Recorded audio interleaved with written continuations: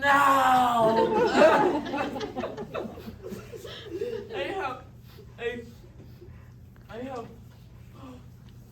I have this sweater. Sweater? Yeah, it's really nice. It's this black sweater. It's old. I think it used to belong to my brother, and it's this V-neck sweater, and it's so soft and fits me really well. It accentuates my shoulders, but in like a subtle way. I feel really sexy. It's like a nice sweater. It is!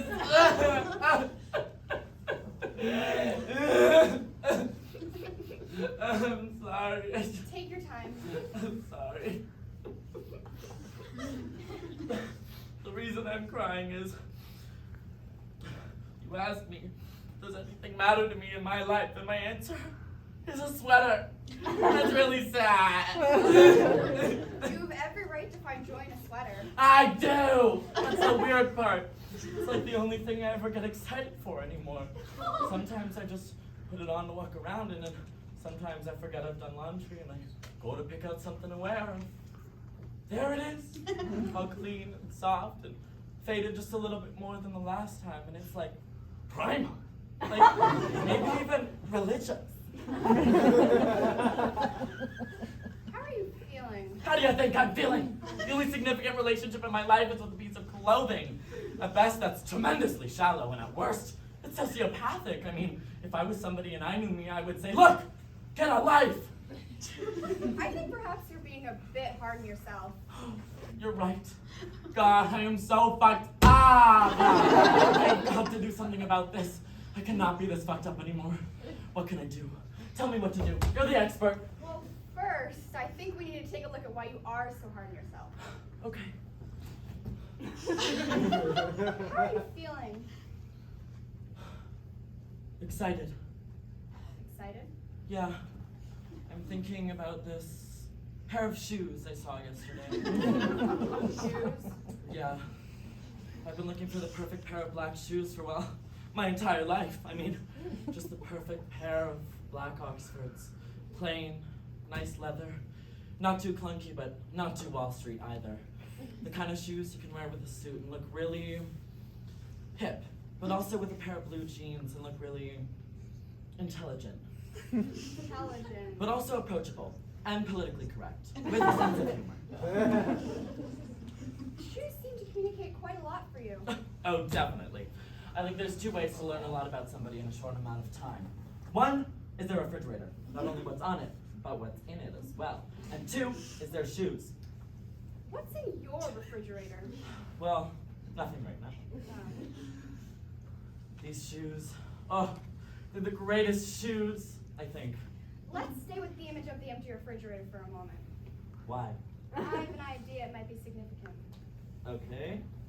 Try picturing this. An empty box. Cold, white. No, my refrigerator's avocado.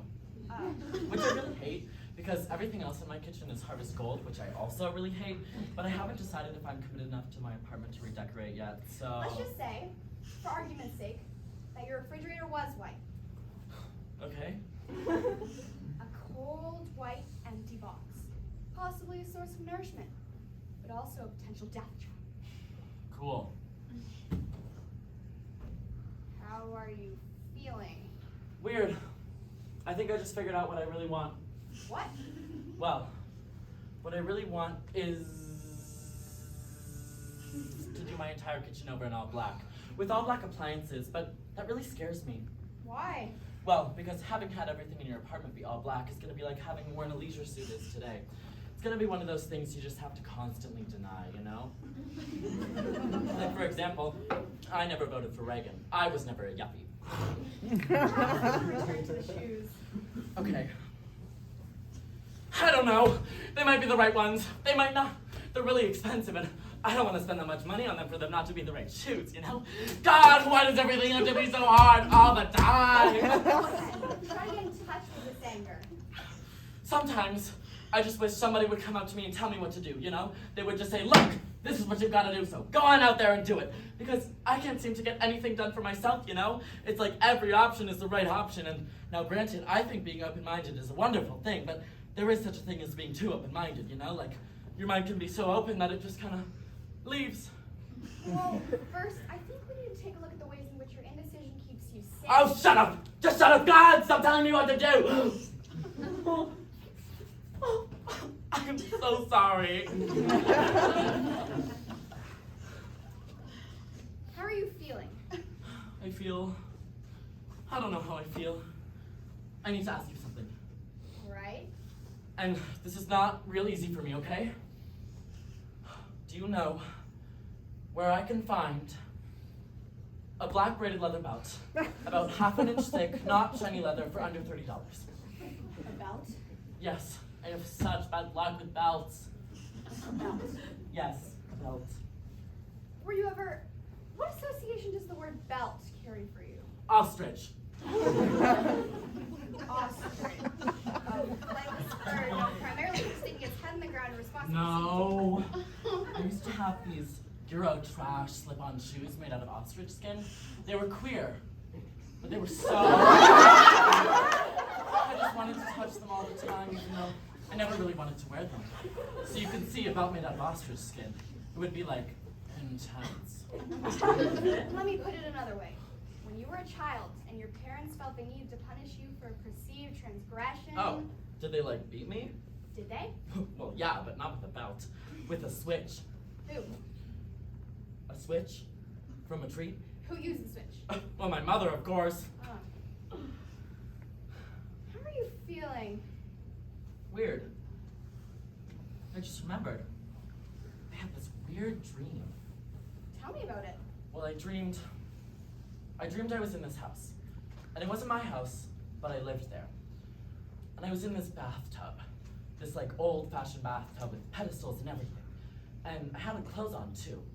I was wearing this Euro trash slip-on orange cardigan with just a shirt under. And I had on these flax-colored, I guess, shorts. No, pleats. And they were so nice. Well, they would be, wouldn't they? Dream clothes.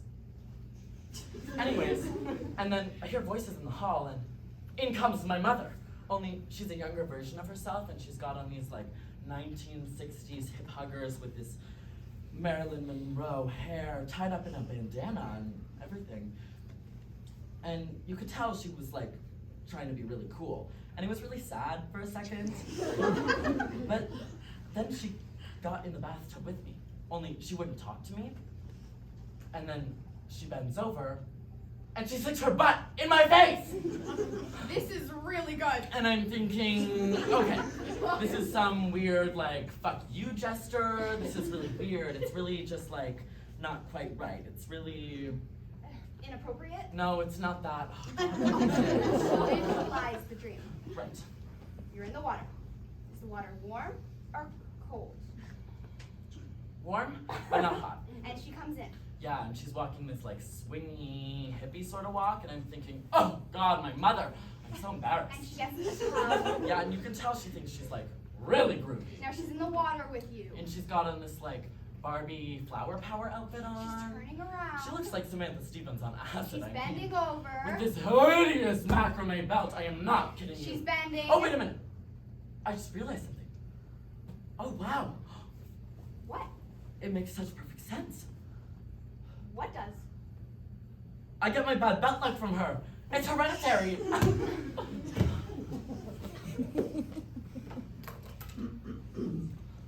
How are you feeling? I feel great. If it's hereditary, then it's not my fault, so I don't have to feel guilty for it, right? Well, no, not exactly. You see, one of the underlying assumptions of the therapeutic process is based upon is that you do have control over your life. No thanks. I don't need that kind of responsibility. I'd like to get back to your mother's butt. Please, be my guest. It's such a strong image with so many potential implications. It could open many doors. So I'd like to try something a little unorthodox. Oh no. You're not gonna stick your butt in my face, are you? Oh no, I just want you to close your eyes and relax. Feel the warm water in the tub. Now picture your mother's butt. Okay, Do you see it? plain as day. Now speak to it. Sorry, what? Speak to your mother's butt. Oh, right. Think of it as a separate from your mother, as an entity of its own. If you could communicate with it, what would you say? Get out of my face. Maybe you'd like to give it a name. What do you mean? If it had a name, what would it be? Like a person's name? Possibly. Like... Oh, Debbie. Perhaps. This is really weird. Just try speaking to a friend. Get out of my face, Debbie. Excuse me, Debbie. Can you get out of my face, please? Yo, Debbie. Get the fuck out of my face. Now, maybe you'd like to yell at it. Sure. Why not? Get out of my face, you bitch! And take that hideous macrame belt with you! Now, become the butt. What? If you were the butt, what would you say in response? I'm Debbie, the butt. And you better shut up and stop telling me what to do. This is a free country and I can be whatever I want to be. So if you don't like me being here, then you leave. Good. Now respond as yourself. Well, fuck you, Debbie. I was here first. Keep going. Oh yeah, well, fuck you back. Keep going. I don't understand. Am I me or am I the butt? Keep going. Don't turn away from this. We're right on the verge of something. Don't hold back. Tell that butt how you are feeling. God, shut up! Get out of my face! Get out of my bathtub! Get out of my fucking life! You fucking butt! And take that hideous macrame belt with you! I hate you! I hate you! I hate your fucking guts!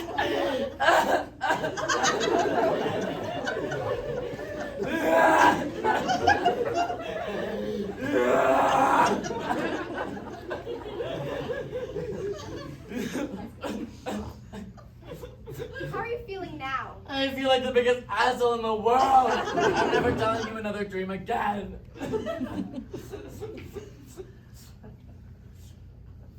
But wow. This is intense. What? Have you ever been hit with this realization, like something you've always known, but you never really seen it so clearly? Oh wow, this is like deja vu. What?